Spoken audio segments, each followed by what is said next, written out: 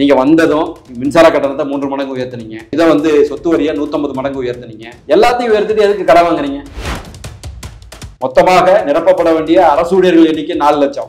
அதுல வந்து ஆசிரியர்களுடைய எண்ணிக்கை 25,000. 25,000 ஆசிரியர்கள் இவர்கள் சொல்லுகின்ற கணக்குப்படி. கடன் குறிப்பிடுறீங்க. அதிமுக ஆட்சி காலத்துல கடன் இருந்தது தானே. 10 ஆண்டுகள்ல எங்களுக்கு 4 லட்சம் கோடிங்கிறது வேற. நீங்க 4 ஆண்டுகள்ல 4,4 லட்சம் கோடி, 5,4 லட்சம் கோடிங்கிறது 8 லட்சம் கோடி இன்னைக்கு போயிடுச்சு.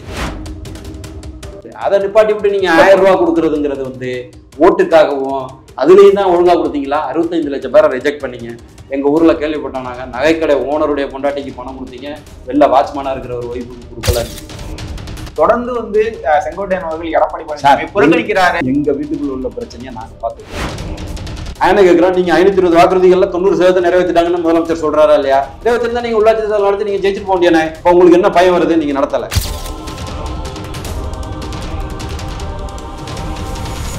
ரகரம் வாய்ஸ் நேயர்களுக்கு வணக்கம். இன்று நம்முடன் இணைந்திருக்கும் சிறப்பு விருந்தினர் உயர்நீதிமன்ற வழக்கறிஞரும் அதிமுக செய்தி தொடர்பாளருமான காசிநாத பாரதி அவர்கள். வணக்கம் சார். வணக்கம். நேற்றைக்கு ஈடி தரப்புலேருந்து செய்தி வெளியிட்டிருந்தாங்க. 1000 கோடி வரைக்கும் டாஸ்மாக் நிறுவனத்துல முறைகேடு நடந்திருக்கு அப்படிங்கிற மாதிரியான செய்தி வெளியானது. இன்றைக்கு பட்ஜெட் தாக்கல் செய்யப்பட்டிருந்தது. காலையில வந்து எடப்பாடி பழனிசாமி அவர்கள் பிரஸ் மீட் சந்திச்சு திமுக தார்மீகமா இதை பொறுப்பேற்று வந்து ராஜினாமா செய்யணும் அப்படிங்கிற மாதிரி சொல்லியிருக்காங்க.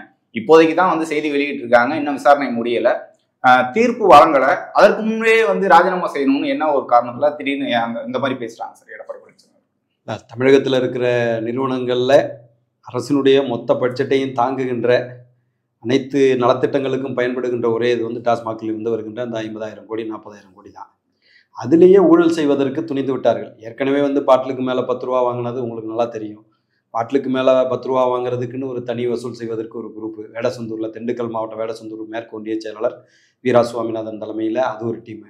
அது இல்லாமல் வந்து இல்லீகல் பார்க்ஸ்லேருந்து வசூல் செய்வதற்கு கரூர் கேங்கு, 2 கேங்கு மூலமாக பல்லாயிரம் கோடிகள் அடித்தது தான் ஏற்கனவே செந்தில் பாலாஜிக்கு வந்த பிரச்சனை. அதற்கு அடுத்ததாக தொடர்ந்து தன்னுடைய தொழிலை விஸ்தீகரணம் செய்து கொண்டிருக்கிறார். ஏன்னா நாங்கள் வந்து ஏற்கனவே தொடர்ந்து குற்றச்சாட்டுகளை வைத்துக் கொண்டிருக்கிறோம். என்ட்ரி இல்லாமலே டைரக்டாக டாஸ்மாக்கு. ஏன்னா இன்னைக்கு வந்து மதுபானங்களை தயாரிப்பது முழுக்க முழுக்க திராவிட முன்னேற்ற கழகத்தினுடைய கட்சிக்காரர்கள். ஜெகத் ரட்சகனுடைய எலைட் டிஸ்லரிஸாக இருக்கட்டும், அக்காட்டு டிஸ்லரிஸாக இருக்கட்டும், கல்ஸ் இன்டர்நேஷனலாக இருக்கட்டும், எஸ்என்ஜே ஜெயமுருகனுடைய எஸ்என்ஜே 10,000 இருக்கட்டும், இது மாதிரி வந்து அனைத்து நிறுவனங்களுமே கிங்ஸ் இன்டர்நேஷனல் டிஆர் பாலுடைய கம்பெனியாக இருக்கட்டும், இது எல்லாமே வந்து திராவிட முன்னேற்ற கழகத்துக்காரர்களுடைய கட்சிக்காரர்களுடைய தொழிற்சாலை நிறுவனங்கள். இவங்க கேட்டால் வந்து மதுவை எதிர்த்து போராடுறோன்னு சொல்லி ஊரைய மாற்றுவார்கள். அவங்களுடைய திராவிட நாடகத்தில் அந்த நாடகமும் ஒரு நாடகம். அந்த அடிப்படையில் இவர்களுடைய கம்பெனியிலிருந்து என்ட்ரியில் வந்தால் தான் தமிழக அரசனுடைய வருவாய்க்கு செல்லும், இல்லைன்னா நேரடியாக கம்பெனிக்கு போயிடும். இதன் மூலமாக பல ஆயிரம் கோடி ரூபாய்க்கு ஊழல் நடந்து கொண்டிருக்குங்கிறத இதை நாங்கள் வந்து திராவிட முன்னேற்ற கழக அரசு அமைந்ததிலிருந்து சொல்லி கொண்டிருக்கிறோம். அது இப்போதுதான் வந்து ஈடி வந்து 1000 சொல்லியிருக்காங்களே தவிர மற்ற ஊடகங்களில் வருது 40,000 கோடிங்கிற லெவலுக்கு சொல்லுகின்றார்கள். இது வந்து டெல்லியில் அரவிந்த் கெஜ்ரிவாலுக்கு வந்த மதுபான கொள்கை ஊழல் போல இது ஒரு ஊழலாக வெடிக்க இருக்கிறதுங்கிறத முன்கூட்டியே உணர்ந்ததால் தான் அடிப்படை மக்களுடைய வாழ்வாதாரத்தில் கை வைக்கிறது. அதில் போய் பாட்டிலுக்கு மேலே 10 ரூபா, நீங்கள் பஸ்ஸில் ஏறுறீங்க, பஸ்ஸில் டிக்கெட் 10 ரூபா, அந்த 10 ரூபா டிக்கெட்டுக்கு மேலே ஒரு 5 ரூபா கொடுங்கன்னு கண்டக்டர் கேட்டால் எப்படி தவறோ? எம்ஆர்பிங்கிறது எதற்காக உள்ளது? அதுக்கு மேல ஒரு 5 ரூபா போட்டு கொடுங்கன்னா அப்புறம் நாட்டில் எந்த இதுக்குமே ஒரு லிமிடேஷனுங்கிறதே இல்லாமல் போயிடும். இப்போ நீங்க டெல்லியை குறிப்பிட்டிருந்தீங்க. இப்போ செந்தில் பாலாஜி அவர்கள் இன்றைக்கு பேசும்போது வந்து அதற்கும் இதுக்கும் சம்பந்தமே இல்லை. இப்போ திடீரென ஏன் அந்த அறிக்கையை வெளியிடணும்? இன்றைக்கு பட்ஜெட் இருக்கு, மடைமாற்றத்துக்காக அது பண்றாங்க அப்படிங்கிற மாதிரி. எதை மடைமாற்ற போறாங்க? பட்ஜெட் வந்து மக்களுக்காக பட்ஜெட் போட்டிருந்தீங்கன்னா மக்கள் சொல்ல போறாங்க. அதுல என்ன மடைமாற்றுறதுக்கு என்ன இருக்கு? நீங்க செய்யற ஊழலுக்கும் நான் என்ன கேட்கிறேன், விசாரணை பண்ணாங்க, எந்த தேதியில விசாரணை பண்ணாங்க, எல்லாத்தையும் பண்ணி உச்சநீதிமன்றம் 92 பக்கத்துல தீர்ப்பு கொடுத்துட்டு நீங்க விலகிட்டு போயிட்டீங்களா? ஜெயில இருந்து உலகத்துல யாராவது நீங்க கேள்விப்பட்டிருக்கீங்களா? ஜெயில இருந்து அமைச்சரா இருந்த ஒருத்தரை கேள்விப்பட்டிருக்கீங்களா? யாரு? சாட்சாத் செந்தில் பாலாஜி தான். யாரு மடைமாற்றுறது? நீங்க தான் மடைமாற்றிக்கிட்டு இருக்கீங்க. உச்சநீதிமன்றம் ஏற்கனவே சொல்லிட்டான். திருடினவனும் திருடின பொருளை கொடுத்துட்டான்னா கேஸ் இல்லாம போயிடுமா? திருட்டு கேஸ் தானே. It is against state. அரசுக்கு எதிரான இது. 5,000 ரூபா திருடிட்டு 5,000 ரூபா உங்கள்கிட்ட கொடுத்தோம்னா கேஸ் இல்லாமல் போயிடுமா? வேலை வாங்குறதுக்கு காசு கொடுத்தாங்க, நாங்கள் சமரசம் ஆகிட்டோம்னு சொன்னால் இதெல்லாம் நம்ப முடியாது. செந்தில் பாலாஜி தன்னுடைய ஆட்சி அதிகாரத்தை வைத்துக்கொண்டு அரசினுடைய குறிப்பாக நீதிமன்றங்களுடைய இதை வந்து வளைக்கிறார் அப்படின்னு சொல்லி உச்சநீதிமன்றம் தீர்ப்பு கொடுத்தது மாதிரி தான் அவரை அரெஸ்ட் பண்ணாங்க. இதில் ஏன் என்ன நடவடிக்கை எடுக்காமல் இருக்கிறீங்கன்னு சொன்னதுக்கு பிறகு உச்சநீதிமன்றம் கொட்டு வச்சதுக்கு பிறகு தான் இவரை அரெஸ்ட் பண்ணுறாங்க. இவர் என்ன அவ்வளோ பெரிய என்ன காந்தி மகாத்மாவா சுதந்திரம் வாங்கி கொடுத்தேன்? நான் என்ன கேட்குறேன், உன் தம்பியை காணும்ல 1.5 வருஷமா? உண்மையிலே காணாமல் போயிருந்தால் உங்களுக்கு அந்த பதட்டம் இருக்கணுமா இல்லையா? இப்போ நீங்கள் தானே ஒளி வச்சிருக்கீங்க.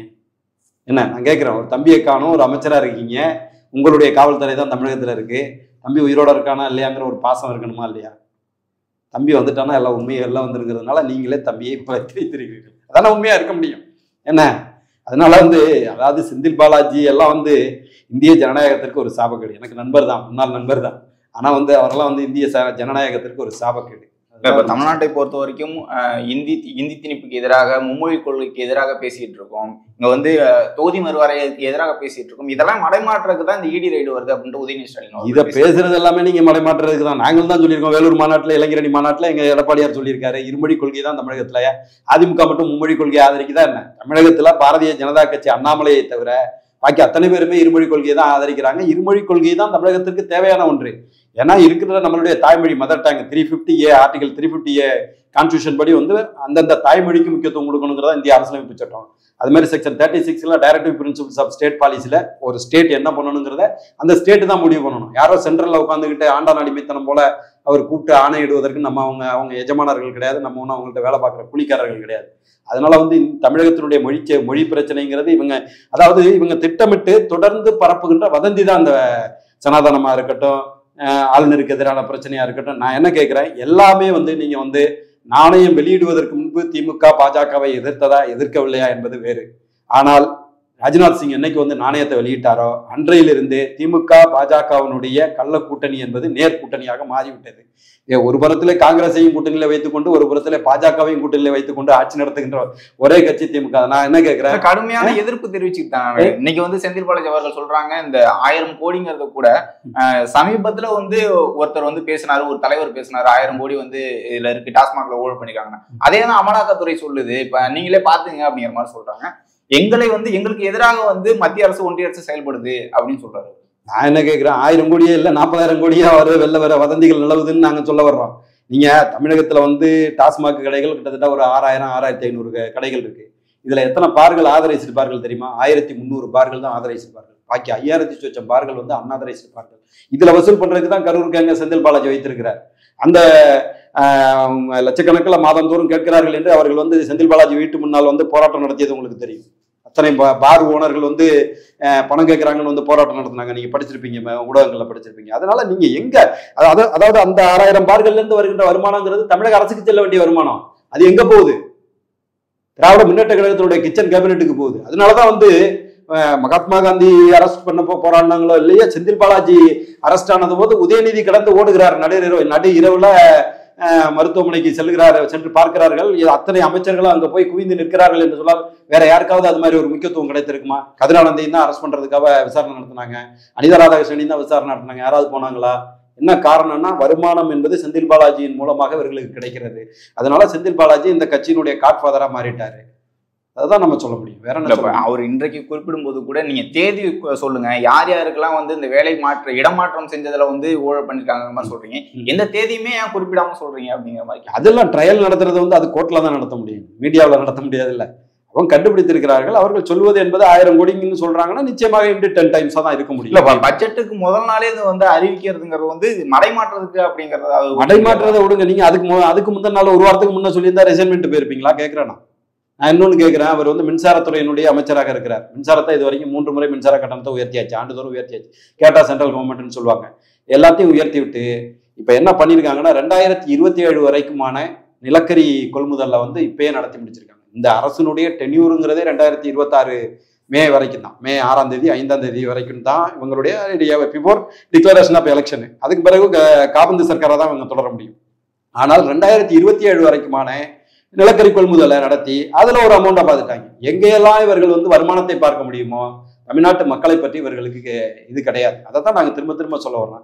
அப்படி என்னத்தை சாதிச்சு கிழிச்சு விட்டீங்கன்னு கேட்கிறோம். அனைத்து இந்திய அண்ணா திராவிட முன்னேற்ற கழகத்தை போல என்ன சாதனைகளை இந்த திராவிட முன்னேற்ற கழகம் தமிழகத்தினுடைய மக்களின் நலன் சார்ந்து சாதித்திருக்கிறது. அதிமுக ஆட்சி காலத்துல இருந்தது மாதிரி இல்லை. இப்ப நாங்க டெண்டர் கூட ஆன்லைன்ல தான் பண்ணிருக்கோம். அது நேரடியாக தான் இருக்கு. டெண்டர் டிரான்ஸ்பரன்சி ஆக்ட் எல்லாம் 2005 வந்து 2000 கிட்டத்தட்ட 95 அதெல்லாம் டெண்டர் டிரான்ஸ்பரன்சி ஆக்ட்ல நடந்திருந்தா ஏங்க நீங்க கேள்விப்பட்டிருப்பீங்க. அமெரிக்கா இதுல சோலார் பிளான்ட் தமிழகத்தில் அமைப்பதற்கு 1500 கோடி ரூபாய் அதானி கொடுத்தாருன்னு அந்த வழக்குல அங்க நடக்கிற அமெரிக்காவில் நடக்கிற வழக்குல அதானி அக்யூஸ்ட், அதுல தமிழகத்தை சேர்ந்தவர்களும் சேர்த்திருக்கிறாங்க.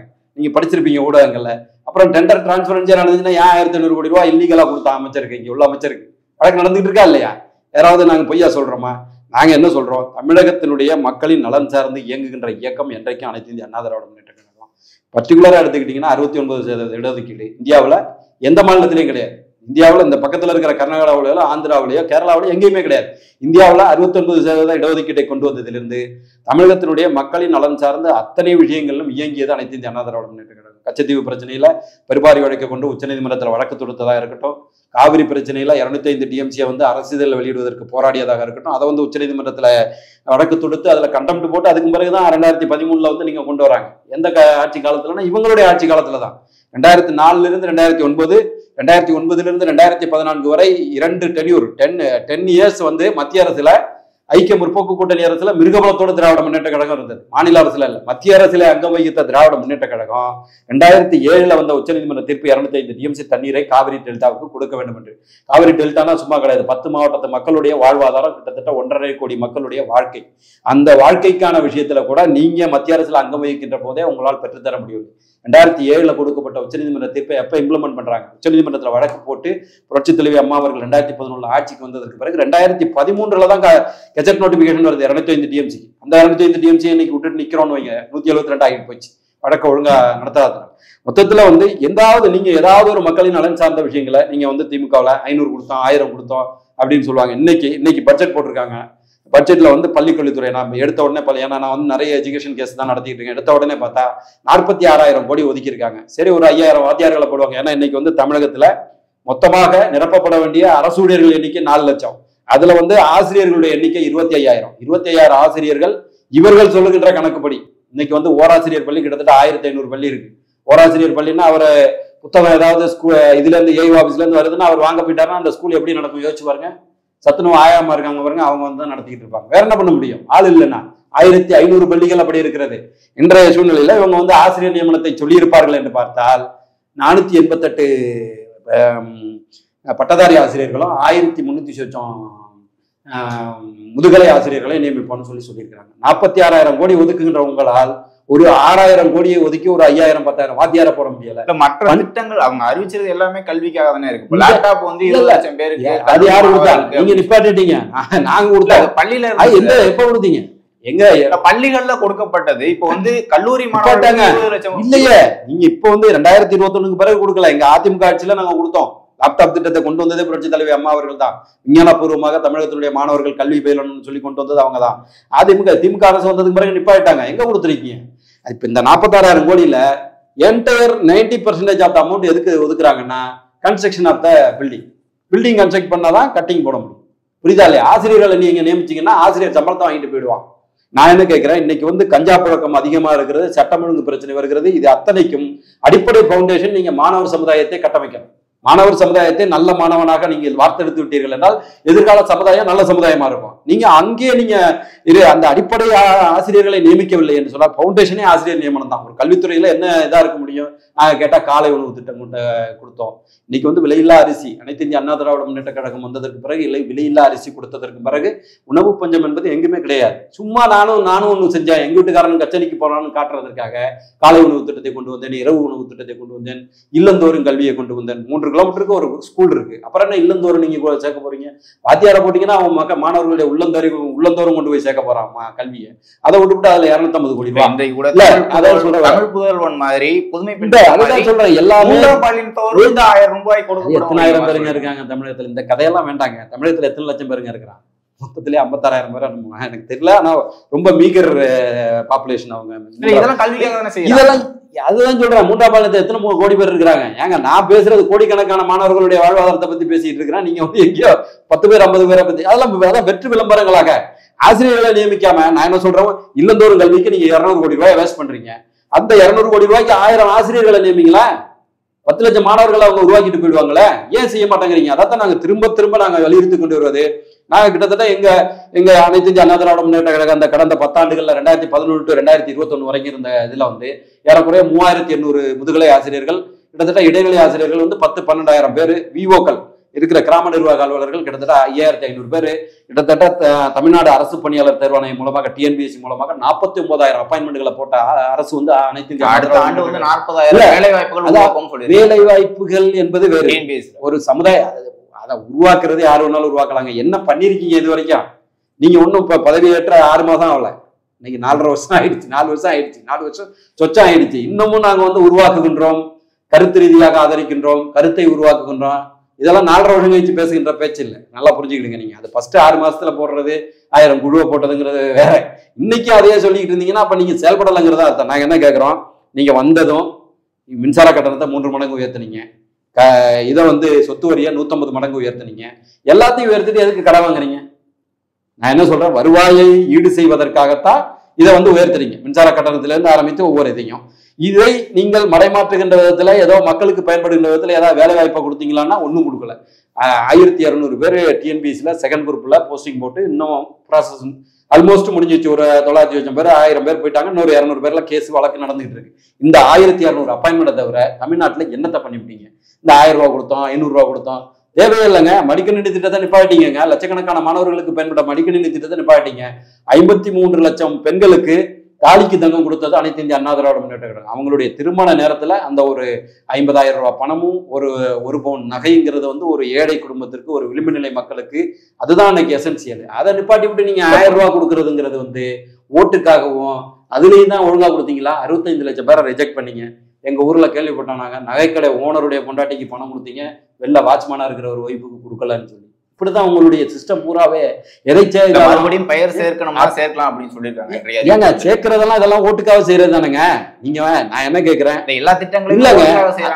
ஆமாங்க, விளிம்பு நிலை மக்களுக்காக செய்வதுங்கிறது அனைத்து இந்திய அண்ணா திராவிட. நீங்க 1000 ரூபாய் கொடுக்கறதுல வந்து எந்த பிரயோஜனமும் கிடையாது. உயர்கல்வி படித்தவர்களுக்கு 1000 ரூபாய், ரைட்டா?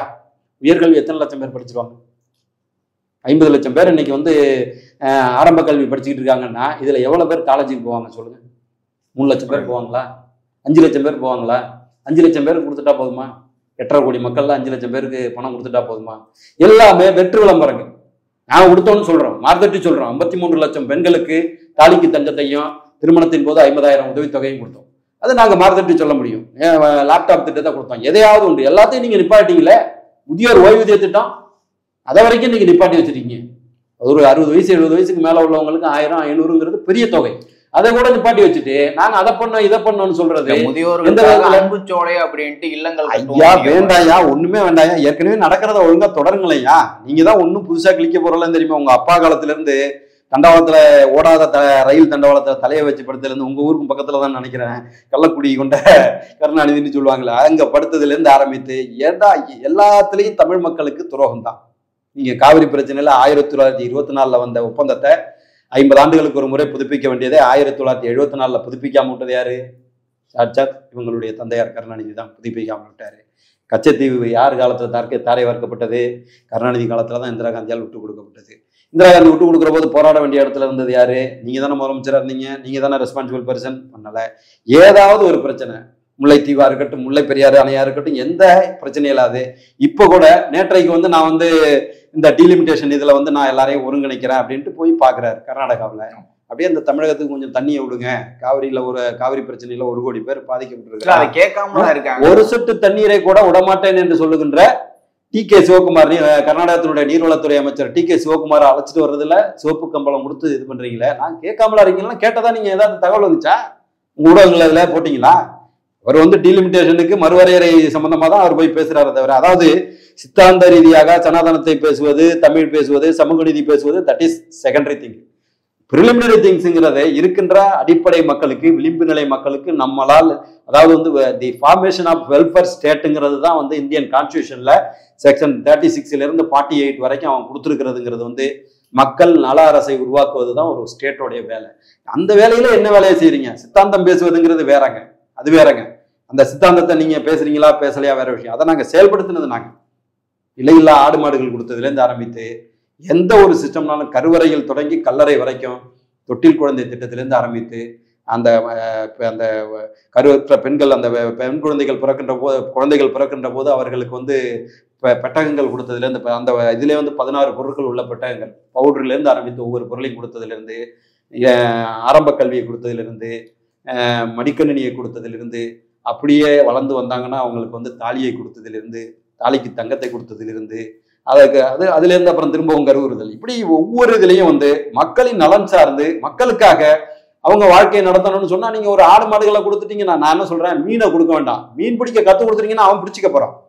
1000 ரூபா கொடுக்குறதுங்கிறது திட்டம் கிடையாதுங்க.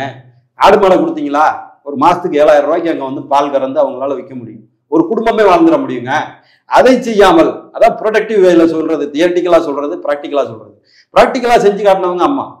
என்ன ஏறக்குறைய அந்த கொரோனா பீரியட்ல 22 லட்சம் பேருக்கு வந்து உணவை வந்து அம்மா உணவகங்கள் மூலமா, அம்மா சிமெண்ட் கேள்விப்பட்டீங்களா? எல்லா இடத்துலயும் 360 ரூபா போயிட்டு இருந்தபோது மூட்டை 180 ரூபாய்க்கு கொடுத்தோம்.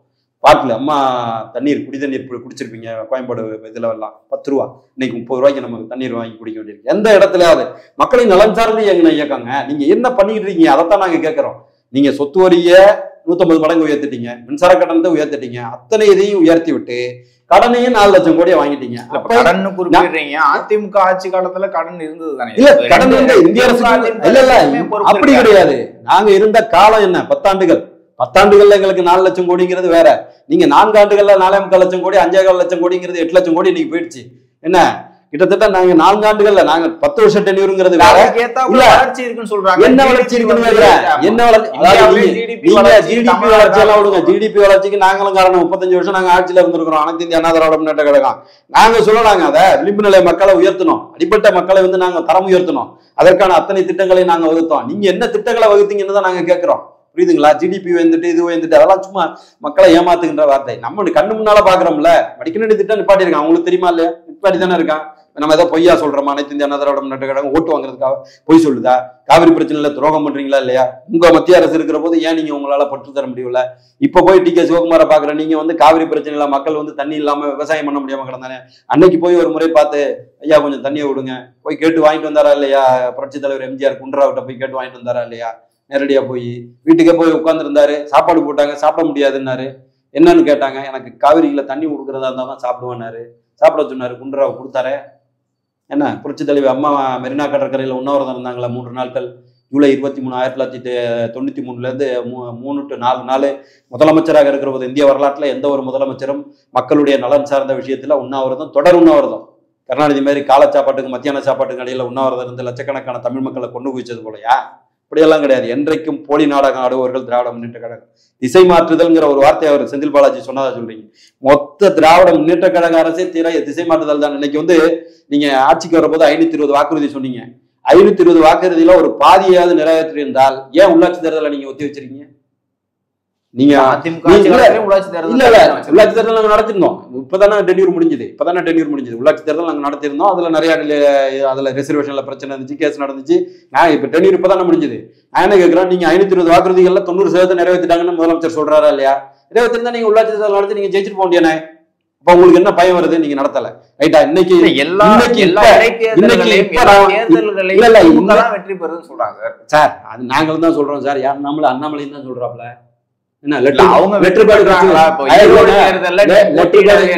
கட்சி வச்சிருக்கிற சேக்கு தமிழரசன் தான் சொல்றாரு, வேட்டவளம் மணிகண்டனும் தான் சொல்றாரு, உழவர் உழைப்பாளர் கட்சின்னு ஒண்ணு வச்சிருக்காரு. உங்களுக்கே தெரியாது. அதனால வந்து சொல்லுவதை தொடர்ந்து அவங்க தானே 2011 இருந்து 2021 வரைக்கும் 10 ஆண்டுகள் டெபாசிட் எழுந்தீங்களா இல்லையா? யாருக்குன்னு தெரியல. டெபாசிட் எழுந்தீங்களா இல்லையா? அதெல்லாம் வெற்றி தோல்வி எல்லாம் வந்து மக்கள் ஓட்டு போட்டாங்கிறதுக்காக என்னத்தை சாய்ச்சி பிடிக்கன்னு தான் கேட்கிறோம். இன்னைக்கு வந்து நீங்க 1000 இடத்துல 500 இடத்துல ரிலே பண்றோம். நாங்க எந்த இடத்துலயாவது 10 பேர் உட்காந்துருந்தானே சொல்லுங்க. ஆபரேட்டர் தவிர யாராவது உட்காந்துருந்தானே சொல்லுங்க.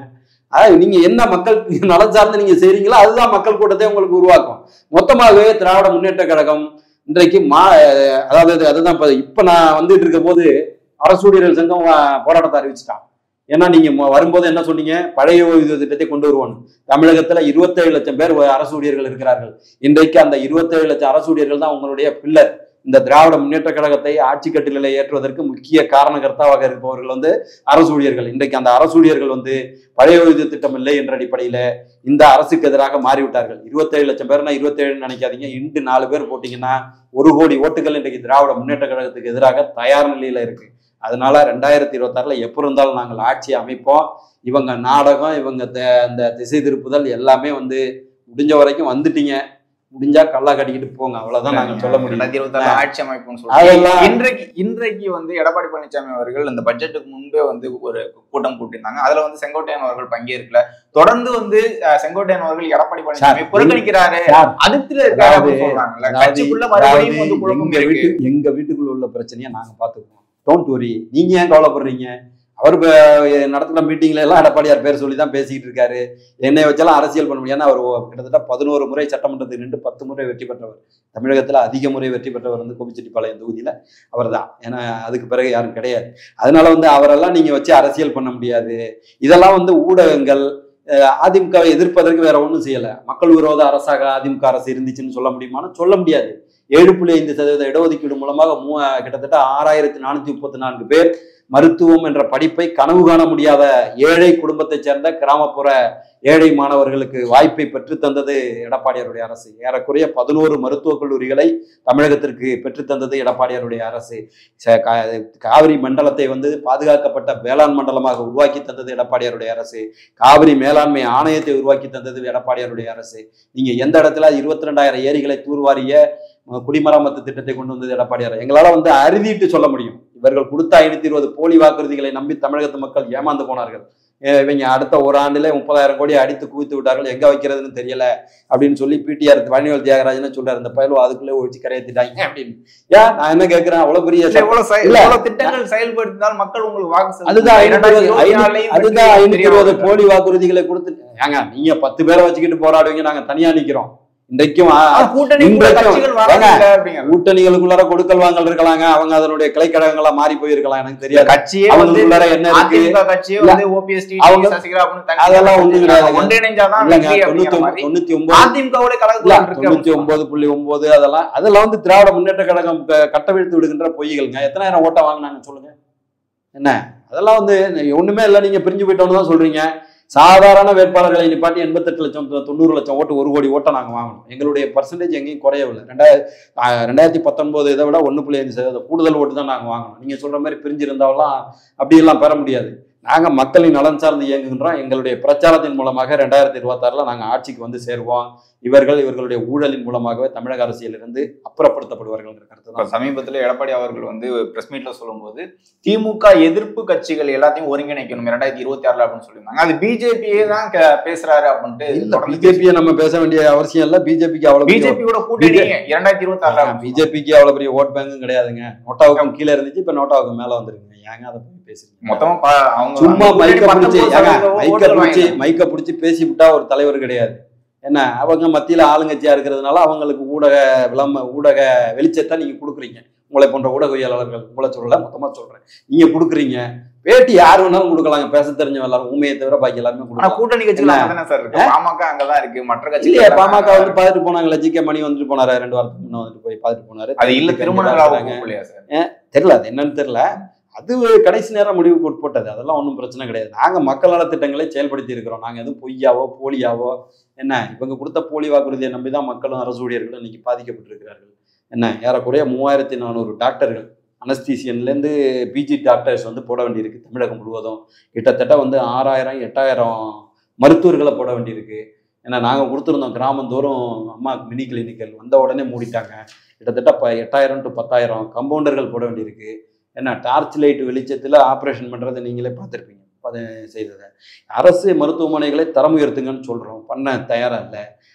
அரசு சுகாதாரத்துறையே ஐசியூவில் இருக்குது. சுகாதாரத்துறையை யார் காப்பாற்ற போகிறோன்னு தெரியல. எந்த துறையாவது, நான் பள்ளிக்கல்வித்துறையை நீங்கள் பள்ளிக்கல்வித்துறைக்குன்னு ஒரு தனி டிபேட் வச்சிங்கன்னா நான் கிட்டத்தட்ட 3 மணி நேரம் பேசுவேன். அந்தளவுக்கு எனக்கு வந்து, ஏன்னா நான் அவ்வளோ வழக்குகளை அதில் நடத்திக்கிட்டு இருக்கேன். என்ன அடிப்படை ஃபவுண்டேஷனே நீங்கள் மாணவர்களுக்கான ஆசிரியர்களை நியமிச்சிங்கன்னா தான் எதிர்கால சமுதாயத்தை நீங்கள் உண்மையாக கட்டமைக்க முடியும். இல்லைன்னா பெத்தமெட்ட மேனுக்கு பின்னால் தான் இருக்க முடியும். என்ன அவ்வளவு சமூக விரோத செயல்கள். நேற்றைக்கு முந்தா நாள் கூட 150 ரூபாய் கொடுக்கலன்னு சொல்லி ஒரு மளிகை கடைக்காரரை பெட்ரோல் ஊற்றி கொடுத்துறான் தென் மாவட்டத்தில். ஒரு மாணவன் கபடி போட்டியில் வெற்றி பெற்று விட்டான்னு சொல்லி பஸ்ஸில் போயிட்டு இருக்கான், அவனை இறக்கி விட்டு 2 விரல வெட்டிட்டாங்க. என்ன இதுதான் இன்றைக்கு தமிழகத்தில் இருக்கிற சட்டம் ஒழுங்கு நிலை. என்ன போலீஸ் ஸ்டேஷன் முன்னாலே வெட்டுறான், போலீஸ் ஸ்டேஷனுக்கு உள்ளே வச்சு வெட்டுறான், கோர்ட்டுக்கு முன்னால் வச்சு வெட்டுறான். எங்கேயாவது நடக்குதா? தினந்தோறும் கொலைகள். என்ன லாக்அப் டெத்து இவங்க வந்ததுக்கு பிறகு 18-20 நடந்துருச்சு. ஒட்டுமொத்தமாக இந்த அரசு அதனுடைய கண்ட்ரோலை இழந்து விட்டது. எடப்பாடியார் சொன்னது போல ராஜினாமா செஞ்சுட்டாங்கன்னா அவங்களுக்கு நல்லது, ராஜினாமா செய்யாம இருந்தாங்கன்னா எங்களுக்கு நல்லது. 26ல அவங்களே எங்களை கொண்டு வந்து குறைச்சிரும். 26ல கூட்டணி இல்லாம வெற்றி பெற முடியாது.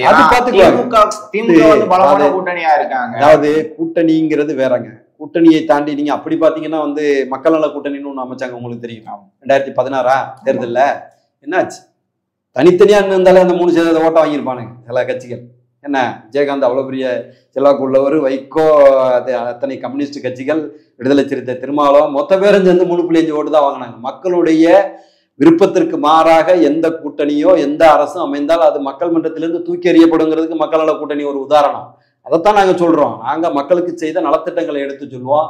திமுக தமிழகத்திற்கு செய்த துரோகங்களை எடுத்து சொல்லி 2026 புரட்சி தமிழர் எடப்பாடியார் முதல்வர் ஆவதை எவனாலும் தடுக்க முடியாதுங்கிற கருத்தை பதிய கேட்கிறேன். சரிங்க சார், இவ்வளவு நேரம் உங்களுடைய நேரத்தை ஒதுக்கி உங்களுடைய கருத்துக்களை குறித்து மிக்க நன்றி. நன்றி.